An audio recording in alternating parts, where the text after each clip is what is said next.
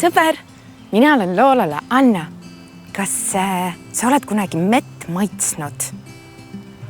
Kas sulle maitseb mesi? Minule väga maitseb mesi. Mesi on nii magus.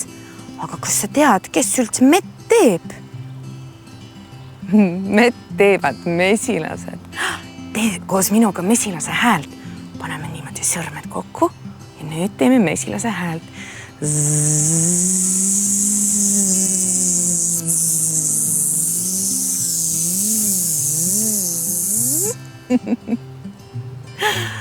Täna ma tulin Sangaste mesiOÜ-sse, et välja selgitada, kuidas mesi saab purki. Tule koos minuga.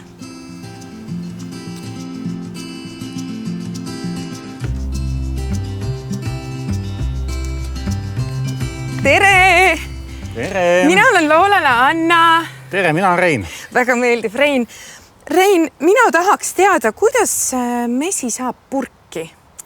No aga lähme vaatame kõigepealt mesilase suhte, mis mesilased teinud on, kuidas mesilased on selle meekere sisse pannud ja et selleks, et üldse mesilaste juurde minna, peab selga panema sellise kaitseriietuse.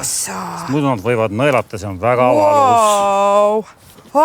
Ma olen ju selles nagu kosmonaut. No olgu, ma panen nüüd selle selga.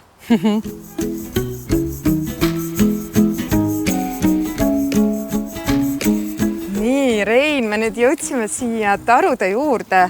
Ütle, miks need tarud on siin sellise aiaga ümbritsetud? See on karude kaitseks, sest meil on hästi palju karusid viimasel ajal ja karud tükivad mesilastarusid lihtsalt lammutama, nemad tahavad ka süüa ja siis, et nad lihtsalt ligi ei pääseks, siis on aiad igal pool ümber. Nii et me peame välja lülitama selle me peame seda välja lülitama, sest seda pärast puutuda, nagu ei oleks hea, et saab päris hea sureka. Nii, ja et veel siin surekat mitte saada, siis meil on vaja panna need kaitsed ka peale. Nii. Lukud kinni muidugi, et kusagilt keegi ei sutsaks. Kas me olen valmis? Jaa, sa oled valmis. No, aga lähme. Lähme.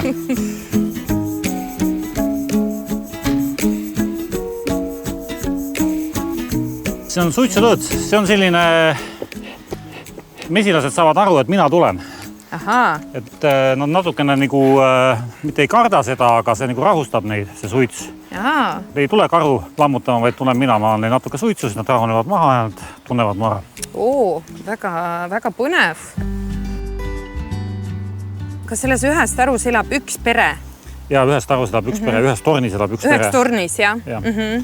Kui on suve kõige sinna tippaeg, ütleme seal kuskil juulikuus, siis need võib olla siin 50–80 000 mesilast ühes peres. Vau, nii palju, päris suur pere. Päris suur pere, see sõltub nagu pere, kui hea see ema on, kes neid muneb, et tema töökusest ja tema viljakusest sõltub, kui palju neid seal on.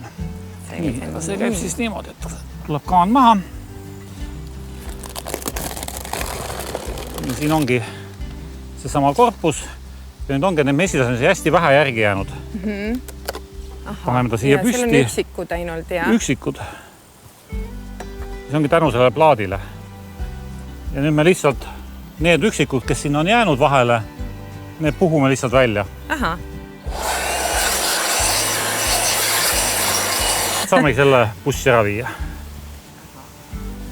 Ja ongi mesi võetud 11 raami korraga 20 sekundiga. Nii, kas mina saan seda? Jaa, sa võid võtta, kui sa jõuad. Vaatame. Ja minu tänane trenn. Et see ongi, vaatad nüüd siin põre all on hoopis rohkem mesilasi.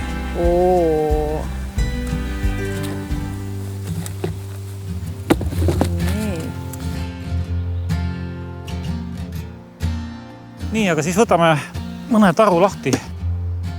Mesilas ema elab kõige alumises korpuses ja ülevalised korpused kõik on nagu meie korpused. Et võtamegi, kui tema tahame näha, et siis lähemegi kõige sinna alumise kasti. Et tõstame need siin järjest maha.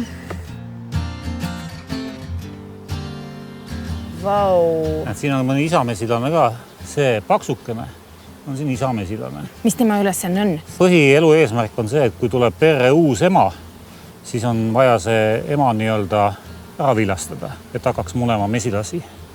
Nagu kukk kanakarjas. Ja tema tööd ei tee isased, neid kutsutakse vist lesed. Lesked, nemad tööd ei tee ja nüüd kui sügis saabub, siis kõik need isased mesilased lüüakse tarust välja, neid pole talveks vaja. Neil ei ole ka nõela, need mesilased ei nõela. Neid võib olla ühes tarust seal 1000 kuni 2000 tippperioodil, need on alati varuga. Ja nad on väga vajalikud selle mõttes, et kui isa mesilasi peres ei ole, siis pere töötahe ja kõik on natuke pärsitud. Kõik peab olema täpselt tasakaalus, siis on kõik väga hästi.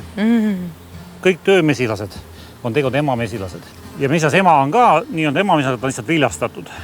Töömesilased on viljastamata emamesilased. Nii, aga siis vaatame, võtame mõne raami välja, vaatame, kas me näeme kuskil.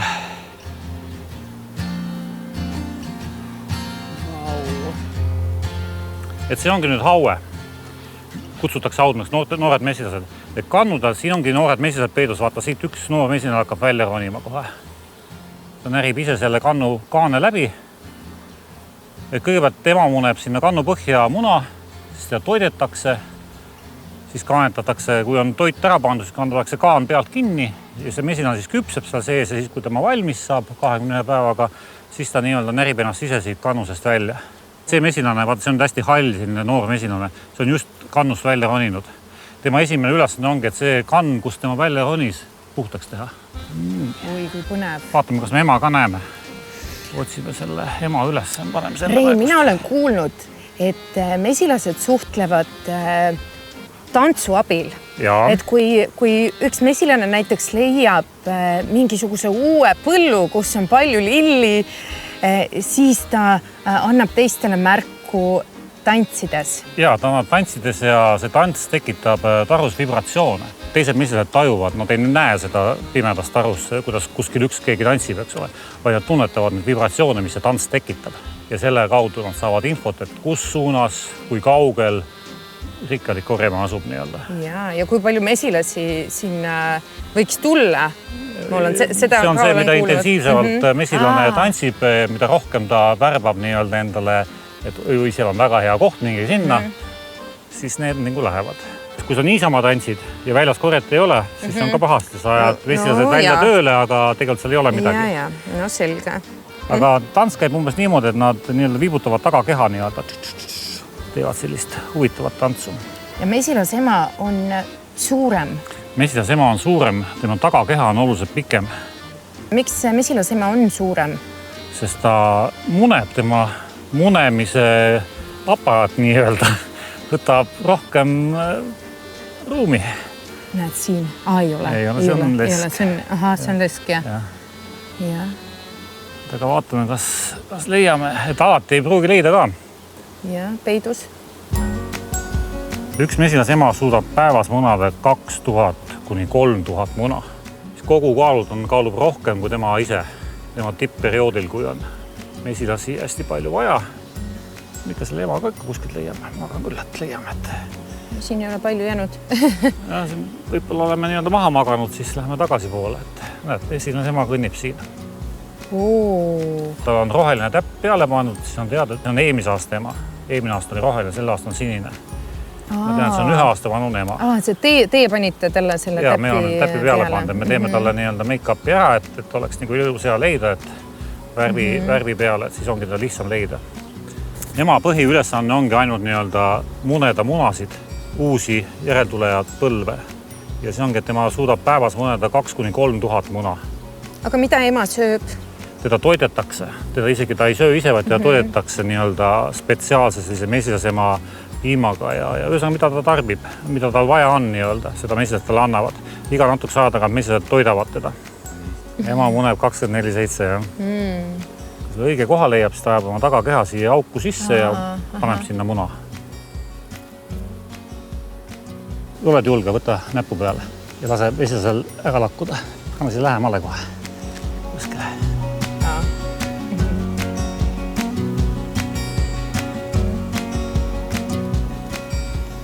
Tulevad kohe imema, nagu tüdake mett maha läheb ja kohe koristavad ära.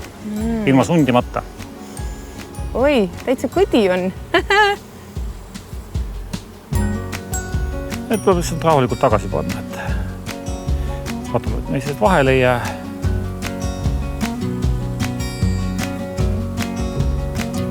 Need on töömesilased. Need on kõik selle mesilasema järglased. Kõik see mesilasema on kõik nemad munenud nii-öelda. On noored mesilased. Mesilane elab suvel üldse 40 päeva võib-olla. Sõltub sellest, kui palju väljas korjet on. Ja siis on siin tarus veel need isamesilased, need paksud lesed. No töömesilane teeb kogu töö sõltuvalt oma vanusest. Kui tema sünnib, siis esimese mõningad päevad on ta koristaja. Siis ta algul koristab oma kannu ära, kus ta tuli, siis nad on erinevad tööülesanded. Et koristaja, nende teiste väikeste mesilaste toitja, nagu ammmesilane, siis on ta mingil eluperioodil on ta valvur teatud, et keegi võõras ja taru uksest sisse ei tuleks. Nagu selle mõttes hoiavad korra majas, et võõrad ei tule siia. Ja siis kõige lõpuks on ta korjemesilane, kes siis käib väljas nektarit ja vett ja õietolmu toomas, mida siis pere vajab. Ma olen kuulnud, et need mesilased, kes valvavad, nad pahandavad nende mesilastega, kes näiteks on toonud käärinud nektarit. Et siis neid ei lasta siis sinna kärje juurde. Nojah, kui ta võtab kuskilt sügisel mingi käärind õuna pealt või kuskilt taolist korjab midagi kokku, mis on ka mingi magusõun, et siis nendega võib-olla tõesti käitutakse niimoodi, aga mesilased siin ukse peal tunnevad ära, et kui on keegi saanud näiteks võtnud mingi taimekaitsemürgi ka saanud natukene pihta. Et ta on nagu mürgil, siis seda mesilast nagu taru ei lasta. Kuigi ta on selle sama taru mesilane, aga see on pere huvides, et seda nii-öelda haigusega mesilast nagu sisse ei lasta. Eriti huvitav on see, kui tuleb ka võõras mesilane, aga tal on nii-öelda mesi kaasas, nii-öelda paunad on täis, eks ole, tuleb korjelda, lihtsalt eksib taruga, siis see mesilane võetakse vastu, kui ta tühjalt tuleb, siis seda sisse lasta. Sellepärast, et sa äkki tuled vargile, eks ole. Siin on meil igal pool mesipoolik. Kuigi siin näed, esimene tünn hakkab ju täis saama. Väike auk on veel jäänud, et panevad vaha peale. Et see tünnitäis mett on nüüd, kannutäis mett on küpse. Ja see hakkab kohe saama ja teised on veel poolikud. Et siin on natuke rohkem, jah. Näed, siin on juba... Vaata, siin on juba see meegaas on juba peal. Ja siin on juba valmis küpse mesi. Rein, aga kui mesilastelt võetakse mee ära, nad ju korjavad seda eelkõige ju endale. Ikka. Kuidas nad siis talve üle elavad? Mida nad söövad? Ega nad söövad ikka seda sama mett, aga nad korjavad rohkem, kui neil ise kulub ja see, mis neil nagu üle on, selle saangi mina omale. Et see, mis neile endale talveks vajalik on, see jääb neile osaliselt taru ja siis me anname ka natukene neile suhkursiirupit nii-öelda lisatoiduna, et nad tuleksid kindlasti kevadesse välja. Kui palju mesilasi üldse talvitub? Kui palju talveks jääb? Talveks jääb neid kuskil 10-15 000 mesilast. Ja nad elavadki talve üle? Ja nad moodustavad selle talvekobara, kus siis nad nii-öelda lihtsalt teevad endale sooja, et nad soojendavad seda kobara keskel on tavaliselt mesilas ema, see on kuskil 20-kraadine temperatuur ja siis nad soojendavad seda ema, et nad lihtsalt ootavad, kuni talv üle läheb, et nad saaksid kevadel uuesti tööle hakata.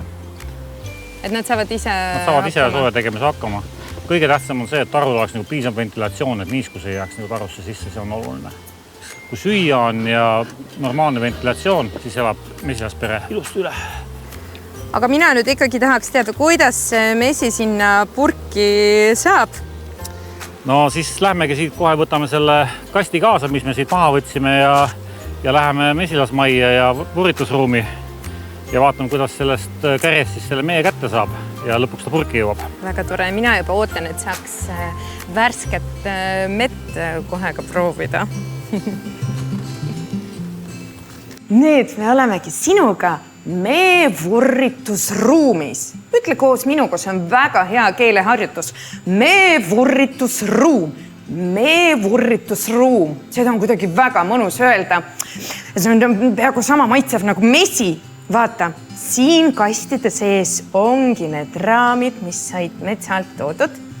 Vaata, see kõik siin ongi mesi. Mesilased panid need kärjed kenasti vahaga kinni ja nüüd meie ülesanne ongi avada need kaaned pealt ära, need vahakaaned ja siis saata need raamid vurri, kus see mesi hakkabki voolama. Teeme ära. Nüüd vaata, masin läks tööle ja esialgu saavadki kõik need vahakaaned saavad pealt ära võetud. sellest vahast saab teha ka väga palju erinevaid asju, nii et see vaha ei lähe raisku ja seda kasutatakse täielikult ära. Ta on täitsa soe. See on siis see vaha, mis korjati nende kärgede pealt maha, seda töödeldakse mitu korda ümber, et hiljem sellest siis saaks teha erinevaid asju.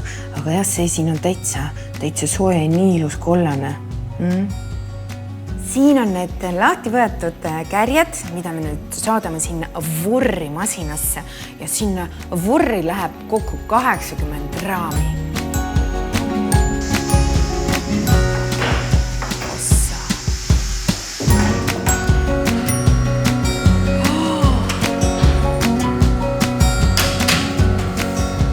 Nüüd me paneme siia uued kärjed sisse, vanad vaata tõugatakse kõik välja ja uued lähevad sisse.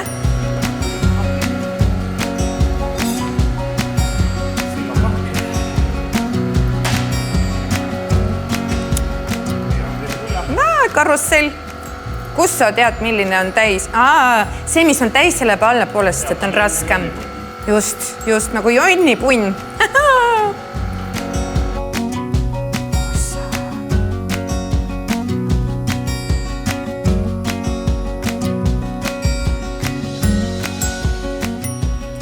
Vaata, need on juba tühjad. Ja nad on palju kergemad.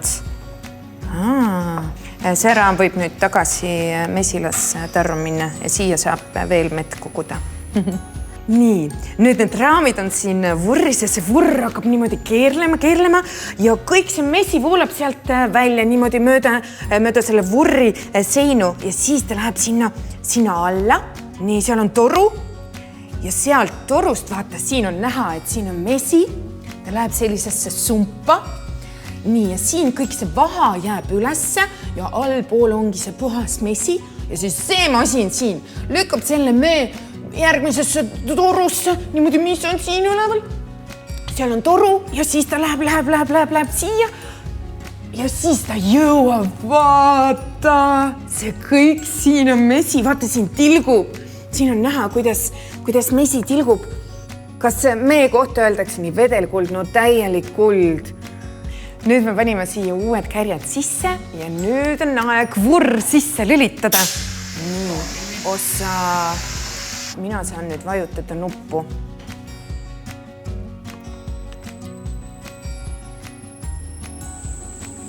Ikka päris kiiresti keerleb. Osa. See on nii magus ja kõige vingem on see, et see on täiesti looduslik. Ja seal on palju vitamiine. Nii et mina eelistan mett iga kell kommile.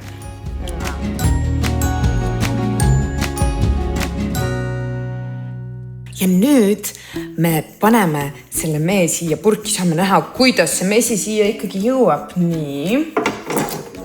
Paneme selle siia.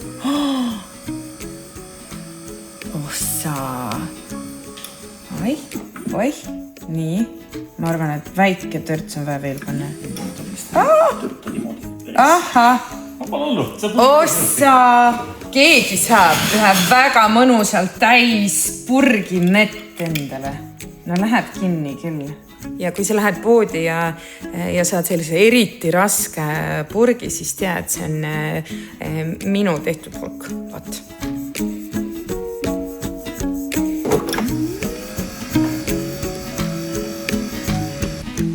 Nüüd me teame, kuidas mesi siis sinna purki saab ja selleks, et see mesi sinna jõuaks, teevad väga palju mesilasi ja inimesi tööd. Nii et sina, kui järgmine kord paned ühe mõnusa meelusika suhu, siis mõtle nende mesilaste peale, kes on teinud väga palju tööd ja siis täna neid ka. Aitäh, et olid meiega, kohtumiseni varsti jälle!